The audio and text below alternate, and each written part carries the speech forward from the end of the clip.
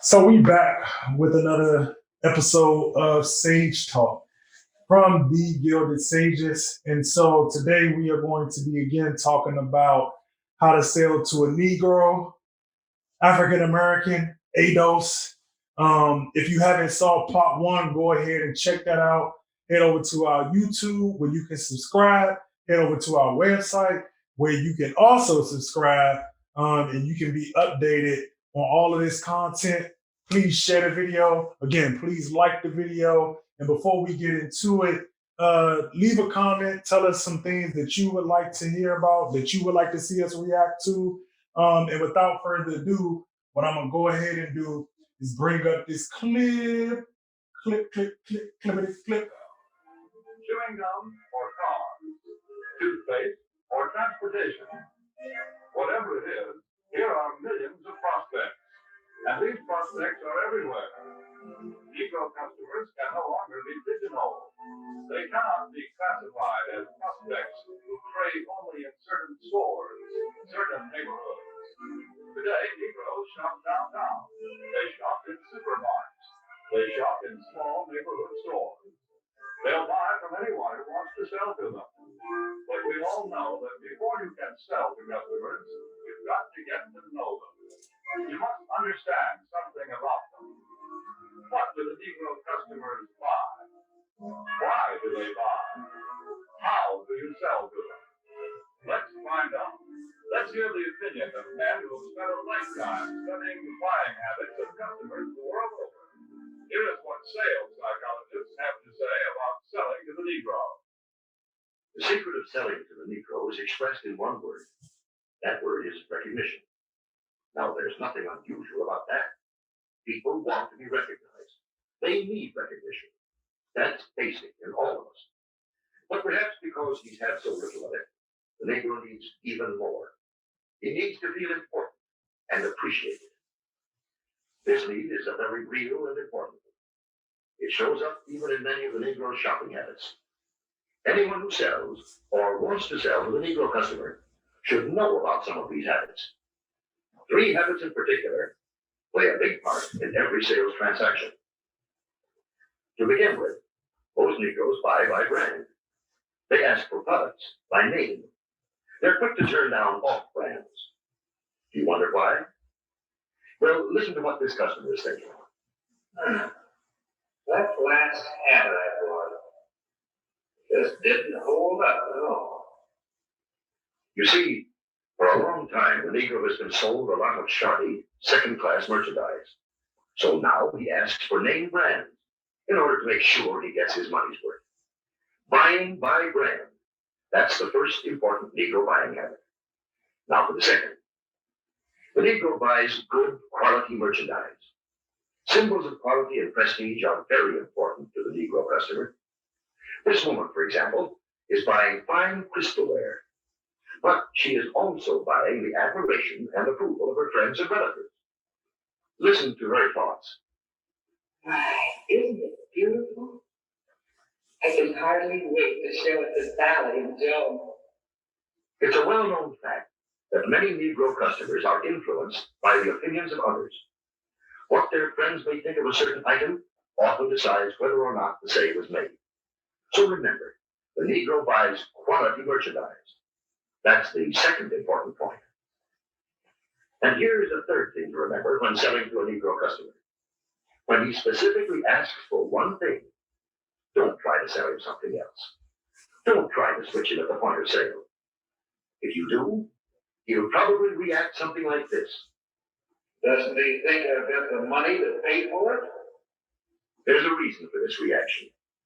Again, because he's had experience with cheap merchandise, the Negro resents being offered a substitute. He wants to be sold on quality, not price. The Negro buys by brand, he buys quality, and he doesn't like to be switched at point of sale. These are the keys to selling the Negro customer. Another point. The Negro family does things together, as a group. The family works as a unit. It lives as a unit, and it buys as a unit. When you sell to one member, you many times sell to all. It's also true that many places of entertainment are still closed to the Negro. So he spends more of his money for the things that are available to him, often for items that are considered luxuries.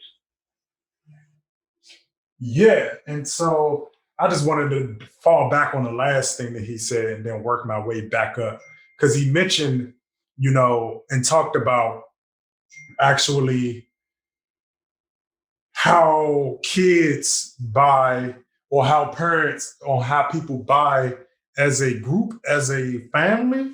And with that being said, I think that we have to not only acknowledge when not just ourselves are being manipulated, because he had also talked about how not, trying to change the mind of a person or the Negro when they are at final sale, because they will take it as disrespect. And a lot of that has to do with, again, a lot of the historic traumas that we've experienced. And so in some cases, it's knowing inferior quality, but also knowing what people look down and how people look down on inferior quality. And that goes, and I don't think that goes said enough because we always like to talk about, oh yeah, get hand-me-downs or get this or get that. But we also don't like to acknowledge that in doing those things, which I'm not saying is bad, but in doing those things, it comes at a price because of how the society, again, as a whole, idealizes consumerism. And so, with that being said, a lot of it is what he mentioned key words like validation, exception, all of those different things are part of the dynamic that feeds into no, I want the higher quality thing because in a lot of cases, in a lot of different ways, we don't see value in ourselves if we don't get the validation of society. You see it through not just clothes, you see it through award shows and et cetera, et cetera. You haven't made it or you aren't good unless you get the Grammy, unless you get the Oscar, unless you get the Tony.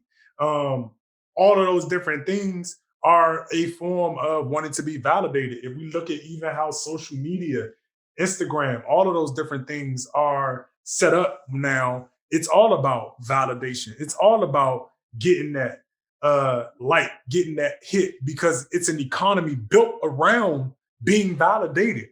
And I think that is the disingenuous part of a lot of the conversations that people have on the flip side of, oh, well, on one hand, I understand that you are being manipulated and taken advantage of, but I understand why you capitulate to it. Because if you don't have those things in a lot of cases, you won't get that matriculation in what you want. But this is where it comes down to the crossroad. Do we want to continue to be accepted or do we want to just make our own and be where we are and stick with that and rock with that? Exactly. And for me, I just want to touch on the fact that this video breaks down exactly how one class of people will use the triggering points of another class of people in order to get them into an agenda. In this case, it's selling to another class of people.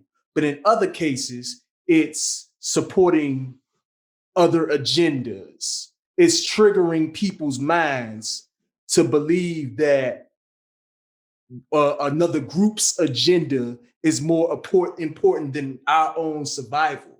Mm-hmm. It's using those tropes and those things from past generations that we suffered from in order to, in this case, sell us on newer things. But if we take this into 2021, you can see how this type of ideology is used to push legislation, is used to push agendas from other organizations and other groups. It's all types of things. And this just set the groundwork for if I can tap into someone being triggered by a conversation or by something in their past, I can then insert what it is that I feel that they need and sell them on it, even if they don't need it in a sense. Mm-hmm. So that outrage, I mean, this breeds sort of the outrage marketing and sort of the tactics that we see today in 2021, all the way back in 1954. All right. With that being said, man, let us know what y'all think about this video. Let us know what y'all think about how to sell to a Negro, everything that was said. Do you agree with us? Do you not? Do you agree with the video? Do you think that those tactics work? And where do you think it stems from? So go ahead, drop a comment below, get the conversation started, because these are some of the things we got to address as we move forward in the community. Um, Hit that like button, man. Hit that share button, man. Hit that subscribe button, man. I'm about to start rapping like a fan, but nah.